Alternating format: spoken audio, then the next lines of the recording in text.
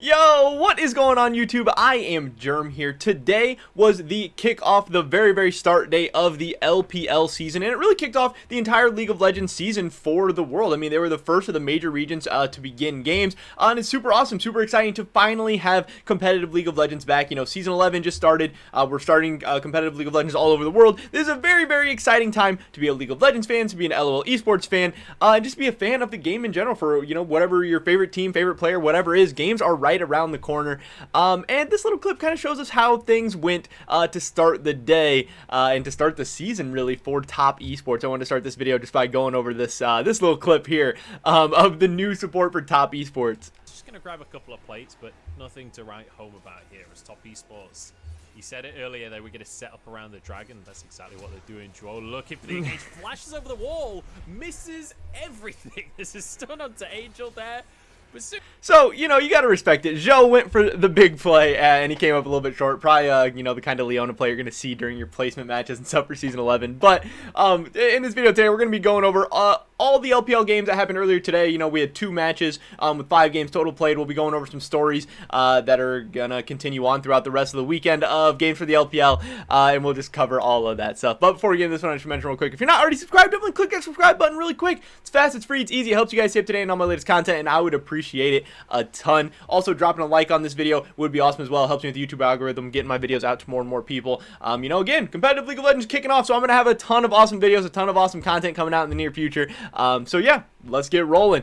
So first up, I wanted to talk about the OMG Edward Gaming series, where Edward Gaming was able to take them down 2-1. Edward Gaming was able to win the first game pretty handily. It was kind of a stomp. They do have GG starting in the jungle over Clearlove, which was maybe a little bit of a surprise to some people. People were really hyped up for the signing of Clearlove. They wanted to see him on the Rift, but obviously they were able to win the first game, so far so good. Then headed into the second game, they did fall behind a little bit. This was a big pop-off game for OMG, but in the end, they were able to bounce back and take down the series 2-1 over OMG with match MVP from Flandre in the last game. So this was a good showing for EDG to start the year. Obviously, this is a team that people weren't exactly sure how to rate them coming into the season, and obviously, we've just seen them play one match. We still aren't exactly sure what's going on. But I think it is a fair question of how much Clearlove are we going to see. When are we going to actually see him get onto the Rift?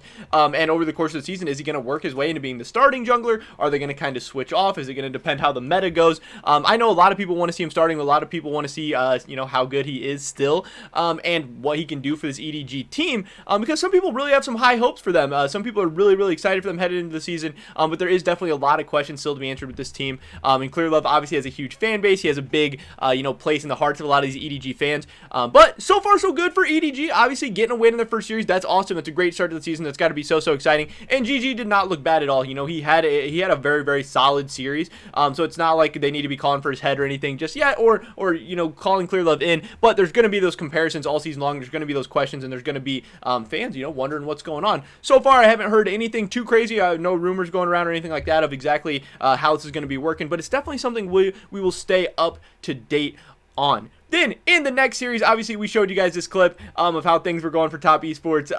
You know, not a hot start to the season for them. They did get 2-0'd by Suning, which was crazy. And honestly, Suning just kind of stomped all over him. This was the series that everyone was hyped up for. I did catch both of these games. I tried to watch them live, honestly, but I fell asleep. I was so tired. The Chinese games are so hard to watch live in the United States. But, you know, I woke up, watched as much of them as I could, caught some highlights on some of the highlight channels and everything. And it looked really good for Suning. Obviously, more bad for top than good for Suning, but I'm still really hyped up for them, because I know after the Demacia Cup, a lot of people had question marks about just how much they were going to miss Sword Art. Was Sword Art kind of the key? Not necessarily in his gameplay, because a lot of people didn't really think he was the best mechanical player anymore, not the best, you know, high-level support as far as LPL players go, especially because obviously there's a ton of talent in this region and in this league. But they didn't look great in the Demacia Cup. Obviously, you never want to read too much into a preseason tournament like that. And that's something I'm trying to explain to like LCS fans and stuff, is that Korean fans and Chinese fans, they're kind of used to the preseason tournament not meaning a whole lot, and things changing a lot once the season starts. So I hope once the lock-in tournament comes around for the LCS, people don't overreact or anything like that.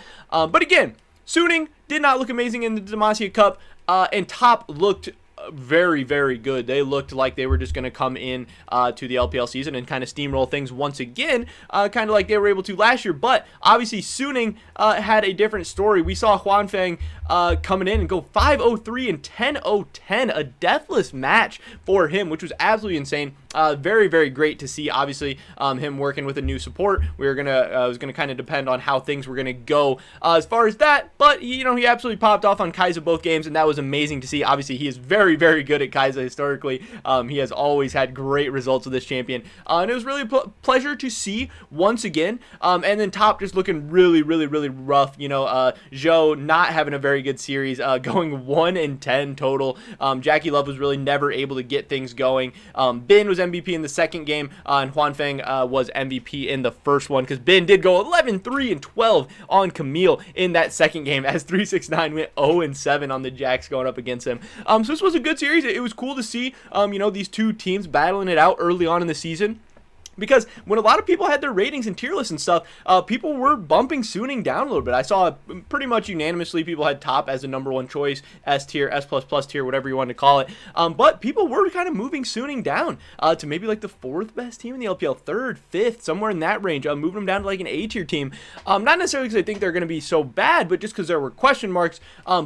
And again, just one match. I'm not going to say that all those questions were answered or anything like that, or Suning's good to go, or they figured it out, or they're going to go on and win a championship this year, or anything like that. But this at least should instill a lot of confidence, and this is a big win to pick up. This is definitely something for Suning fans to be excited about, and to show that this roster is still, capable of being an S tier team in the LPL. Capable of competing for a title again. Again, that doesn't mean they're going to. That doesn't mean things can't change over the course of the season, but it was at least a really, really good showing. Huanfeng looking really great. Hopefully all the controversy and all the craziness is behind him. Hopefully he can stay on the straight and narrow path, keep playing, because obviously he is very, very talented, and Suning is a much better team when he is playing. But those were the two matches that happened today. Those were the two main things that I wanted to discuss. One other thing was the LPL debuted this new rune page on the load-in screen. This is super, super cool. I hope the other leagues adopt something similar to this, like the LCS, LEC, all the other stuff.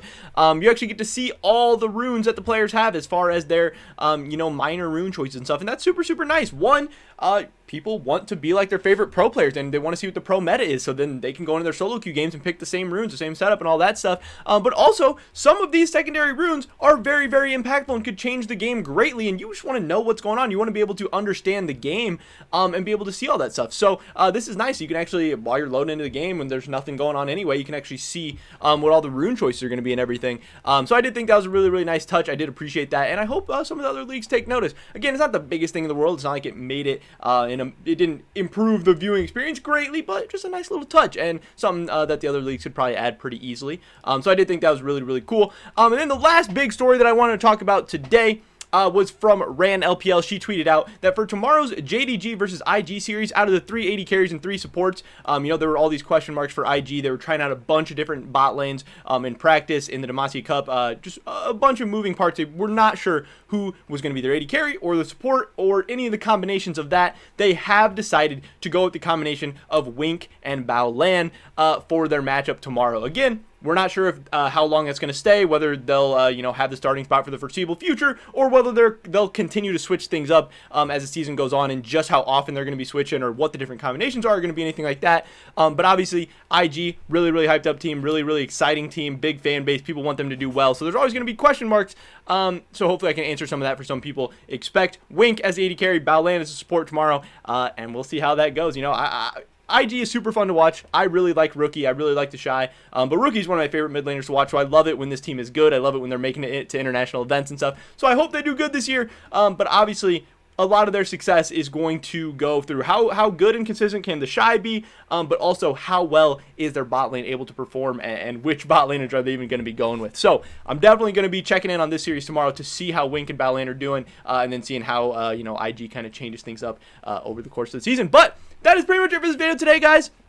Again, I'm still not exactly sure what I'm going to be doing with all these leagues over the course of the season. I'm going to be trying out a bunch of different styles of videos and stuff. So if you guys like this style of video, just kind of a quick breakdown of everything that happened, everything that's going to be happening in the future, I can continue to do these. If there's something you hated about this, or if there's something else you'd rather see me do, I'm definitely open to other ideas and stuff, because I'm just going to be experimenting, see what works, see what you guys like, see what doesn't. But again, for all the leagues, I'm going to try and do these little update videos and stuff like that, just kind of staying up to date on all the little information, news, matches, and all that stuff, because it's fun for me to keep up to date with everything as well. But I hope hopefully you guys enjoy it, you know, because if I'm making the videos, I need somebody to be watching them.